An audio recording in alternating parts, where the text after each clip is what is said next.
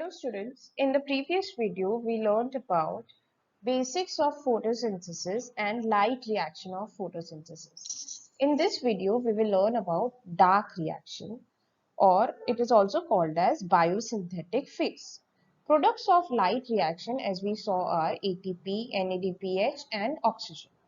Now, dark reaction is basically the use of ATP and NADPH to drive the process of synthesis of food, that is, to make sugars or carbohydrates.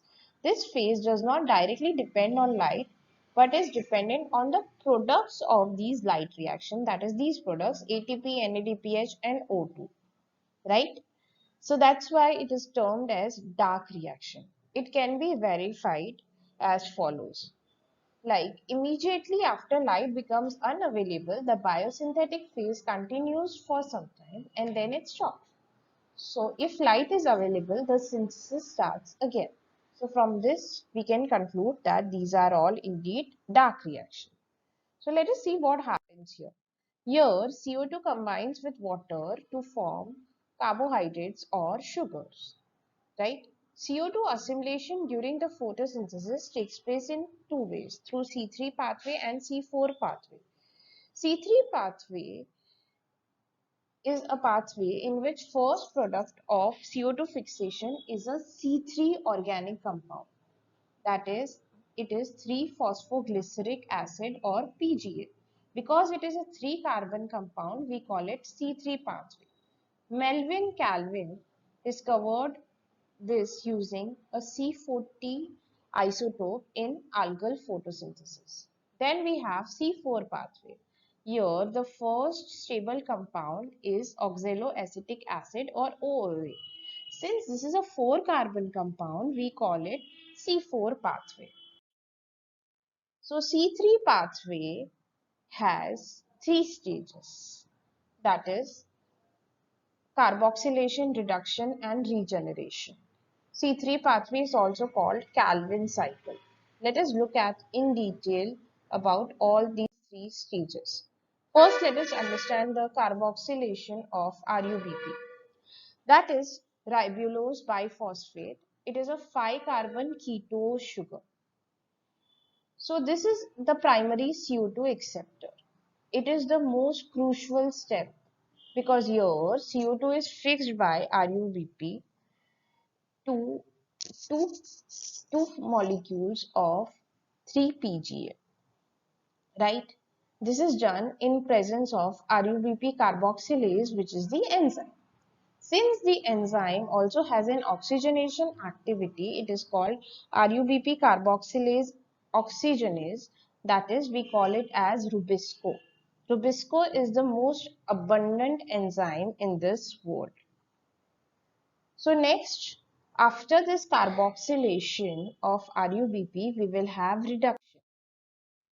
Reduction is basically a series of reaction which leads to glucose formation. Here, 2 ATP molecules for phosphorylation and 2 NADPH for reduction per CO2 molecules are used.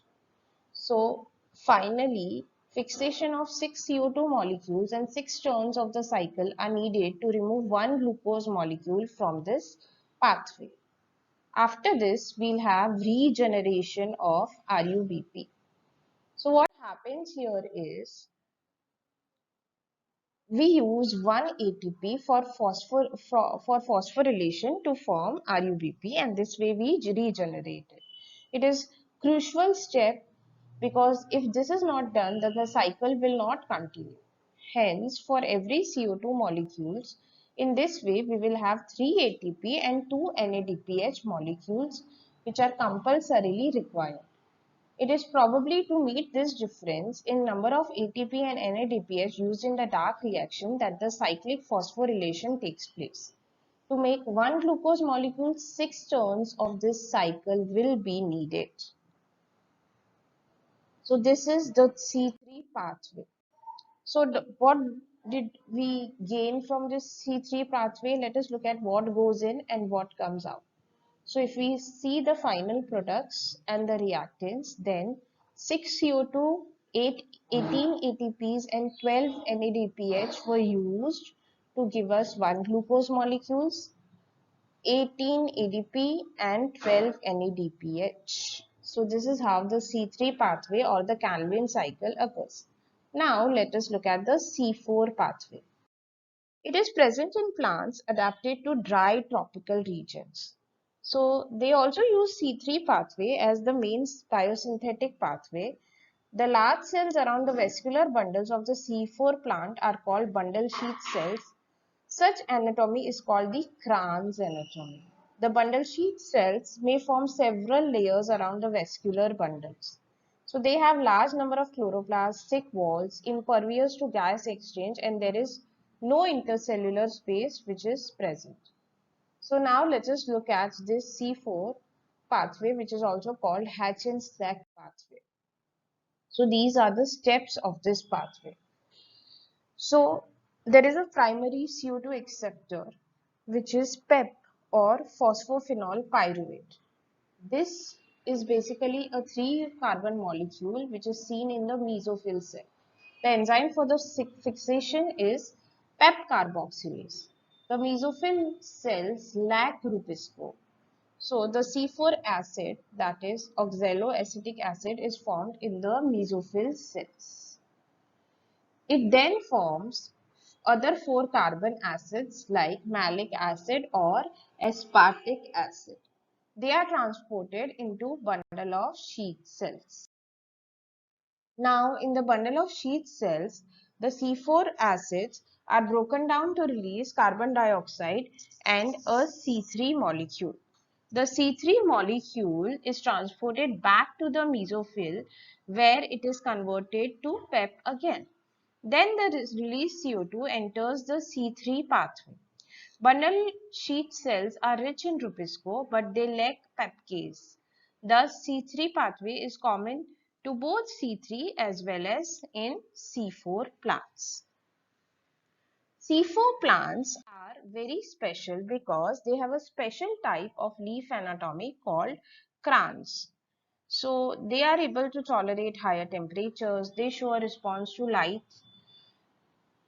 at high light intensities. They lack photorespiration as we just saw, and they have a greater productivity of biomass. Now let us look at photorespiration. So in Calvin pathway, RUBP combines with CO2, right? It uses Rubisco as an enzyme. So the active site of Rubisco can bind to CO2 and oxygen, hence it is the same. Ribisco has a greater affinity for CO2 than for O2. So this binding is competitive. Both will try to compete with each other to bind first. So the relative concentration of oxygen and carbon dioxide determines which one will actually bind to the enzyme. In C3 plants, some oxygen bind to Ribisco, hence CO2 fixation is decreased. Here, the RUBP binds with oxygen to form one molecule of phosphoglycerate and phosphoglycolate. This pathway is called photorespiration. In this pathway, there is no synthesis of sugar, ADP or NADPH.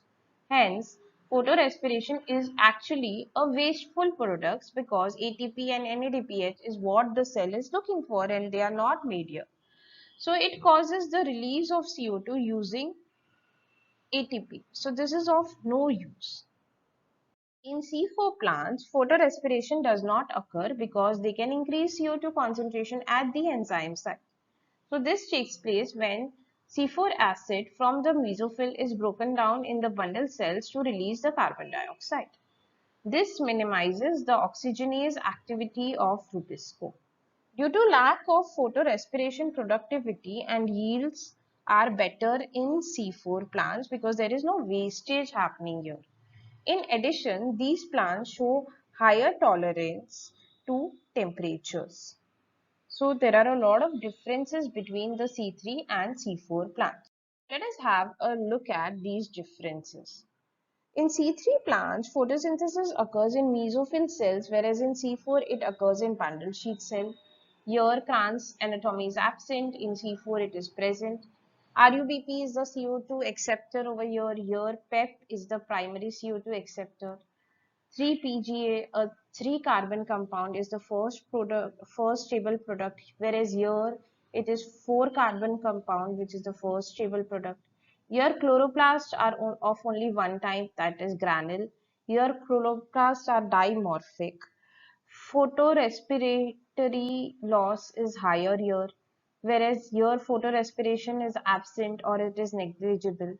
Here the CO2 compensation point is from 25 to 100 milliliter per CO2 per liter CO2. Here there is low CO2 compensation point. Optimum temperature for photosynthesis here is about 25 degrees C, whereas here it is about 35 to 45 degrees C. Photosynthetically, this is a less efficient system, so the productivity is low. This is seen in plants like rice, wheat, bean, potato. Here it is a more efficient system in C4 and the productivity is higher. It is seen in plants like maize, sugarcane, sorghum, amaranth. Now let us have a look at the factors which affect photosynthesis. So this can be divided into two factors, internal and external factors. The external factors are sunlight, temperature, CO2 concentration and water. The internal factors are number, size, age and orientation of leaves, mesophyll cells and chloroplast in the plant, internal CO2 concentration and the amount of chlorophyll which is present in the plant. So there is a law for this, Blackman's law for limiting factor, which says that if a biochemical process is affected by more than one factor, its rate is determined by the factor nearest to its minimum value. It is the factor which is directly affects the process if its quantity is changed. So any factor which is at a minimum value will determine the rate of the reaction. Like a plant with a green leaf, optimal light and CO2 may not photosynthesize in very low temperature because here the temperature becomes the limiting factor. If the optimal temperature is given, then the plant will start to photosynthesize again. So if all the other factors are present in optimum degrees and one factor is lacking, then that factor will determine the rate of the reaction. This is what the law states. Let us look at the main factors. First is light. So light quality, light intensity and the duration of exposure influence photosynthesis. There is a linear relationship between incident light and CO2 fixation rates at low light intensities. At higher light intensities, the rate does not further increase because other factors become limiting. So light saturation occurs at about 10% of the full sunlight. Hence, except for plants in shade or dense forest, light is rarely a limited factor in nature. Hence, increase in light breaks down chlorophyll and it decreases photosynthesis. The next factor is CO2 concentration or carbon dioxide concentration. It is a major limiting factor for photosynthesis. If CO2 concentration is low in the atmosphere, then the rate of the photosynthesis decreases. Increase up to 0.05% cause increase in CO2 fixation rate. Beyond this level, it becomes damaging over longer period. So at low light conditions, C3 and C4 plants do not respond to high CO2 conditions. At high light intensities, they show increased rate of photosynthesis. The next factor which affects the plant is temperature. So dark reactions, being enzymatic, are temperature controlled. So the influence of temperature on light reaction is actually very less. In C4 plants, they respond to higher temperatures and show higher rate of photosynthesis. Whereas C3 plants have a much lower temperature, that is, they need a much lower temperature to achieve the optimal reactions. The temperature optimum of plants also depends on their habitats, that is, where they live. Tropical plants have a higher temperature optimum than the plants adapted to the temperate regions. The last factor which affects the photosynthesis is water stress. Water stress closes the stomata, hence it reduces the CO2 availability. Stomata, as we know, is the place, the pore between guard cells through which carbon dioxide enters a plant. So because it is closed, the CO2 concentration is less. So water stress causes a decrease in photosynthesis. Water stress also wilts the leaves, thus reduces the surface area of the leaves and their metabolic activities. I hope you all understood this chapter properly. Thank you.